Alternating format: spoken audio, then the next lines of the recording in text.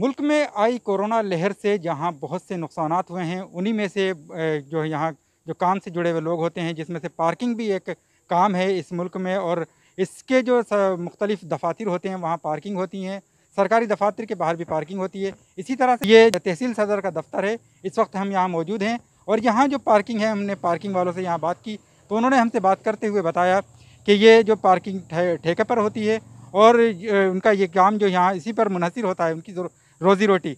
जो यहाँ लोग इनसे जुड़े हुए हैं उनसे हमने बात की। उन्होंने हमसे बात करते हुए बताया कि उनको काफ़ी मुश्किलात का सामना इस वजह से करना पड़ा है क्योंकि तमाम सरगर्मियाँ बंद थीं, सरकारी कामकाज भी यहाँ बंद थे, जिसकी वजह से आवाम यहाँ तक नहीं पहुँच रहे थे। उसको नुकसान जो है इस शक्ल में उठाना पड़ा कि लोग यहाँ पहुँचे नहीं, तो उनकी आमदनी का जो ज़रिया था वो यही था, यही पार्किंग थी। और जब ये लोग नहीं पहुँचे तो उनको काफ़ी मुश्किलात का सामना करना पड़ा है।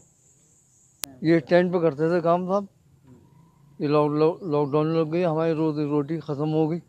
अब हम सरकार से कहना चाहते हैं, हम कहाँ से खाएं कहाँ से नहीं खाएं, हम इसका अलावा क्या करें। हम काम लेते हैं पर्ची लगा के 10 रुपये मोटरसाइकिल, 5 रुपये साइकिल। अब इसमें इतने बड़ी तो गुजर बसर है नहीं। अब इसमें छुट्टियाँ भी आ जाती हैं, ठेका भी है सरकारी।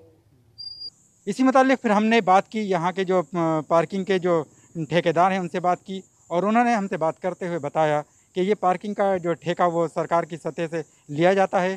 सरकारी तौर पर जब उन्होंने ठेका लिया था ये 2 लाख का उनको मिला था, लेकिन गुज़श्ता साल भी कोरोना की वजह से ये पूरा बन रहा ये काम और इस मरतबा भी 40 दिन कोरोना कर्फ्यू की वजह से उनकी ये पार्किंग बन रही, जिसकी वजह से उनको काफ़ी मुश्किलात का सामना करना पड़ रहा है और अब आकर ये आज से ये काम उनका खुल सका है।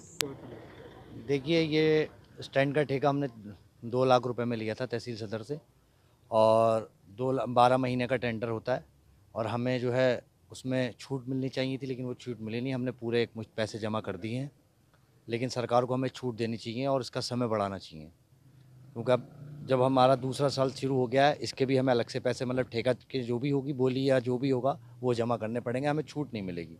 जो हमारा नुकसान हुआ वो ऐसे ही पूरा होगा कि सरकार हमें कुछ ना कुछ छूट दे, चाहे 10% दे, 15% दे या किसी भी तरीके से, या 2 महीने के लिए हमारा काम बढ़ाए, जैसा भी करे, तो एक प्रोसेस में होना चाहिए। अब देखने वाली बात ये होगी, जिस तरह से इन लोगों ने हमसे बात करते हुए बताया कि इनके ये नुकसानात हुए हैं, उसकी जो भरपाई है, जिस तरह से इनका मुतालबा है कि हुकूमत इस जानिब तवज्जो दे और या तो उनकी ये मियाद बढ़ाए या फिर उनका जो इसमें तखफ़ीफ़ की जाए, उनके जो रकम ली जाती है उसमें तखफ़ीफ़ की जाए। अब देखना ये होगा कि हुकूमत इस मुतालिक क्या इक़दामात करती है। ETV भारत के लिए रामपुर से अबुल कलाम।